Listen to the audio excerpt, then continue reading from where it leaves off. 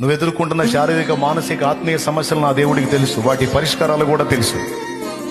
నేను ఒక్కటే చెప్తున్నా, మొండి గుర్తుగా చెప్తున్నా, దేవుడు నిర్ణయించిన నిర్ణయ కాలం నీ జీవితంలో సమీపించే కొలది నీకు దేవుడు సిద్ధపరిచినవన్నీ వాటంతట అవే నీ దగ్గరకు వస్తాయి. దేవుడు సిద్ధపరిచిన సమయం నీ దగ్గరకు వచ్చినప్పుడు, ఆ టైంలోకి నువ్వు వచ్చినప్పుడు కావాల్సిన ప్రతిదీ నీకు ముందే సిద్ధపరిచాడు నా తండ్రి. ఎందుకంటే నువ్వు ఆయన సొత్తువి, ఆయన స్వాస్థ్యానివి, ఆయనే లోకంగా బతుకుతున్న వాడివి, బతుకుతున్న దానివి.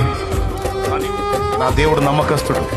ఆయన్ని ప్రేమించి ఆయన ధ్యాసలో, ధ్యానంలో, ఆయన లోకంలో ఉన్న నీకు అన్యాయం చేయడు. లోకస్తులకి అన్ని ఇస్తున్నవాడు నీకు అన్యాయం చేస్తాడని ఎందుకు అనుకుంటున్నా? వెర్రిమొఖమా, సైతాను మోసం చేస్తున్నాడు. నిన్ను భయపడొద్దు. లోకస్తులకి అన్ని ఇచ్చే దేవుడు తన బిడ్డవైన నీకు మరి నిశ్చయంగా ఇచ్చును. ఇంకా చెప్పాలంటే ఆయన బిడ్డవైన నీకు దాచిపెట్టినవి నువ్వు అడుగు వాటికంటే, ఊహించే వాటికంటే కూడా ఉన్నతంగా ఉంటాయి.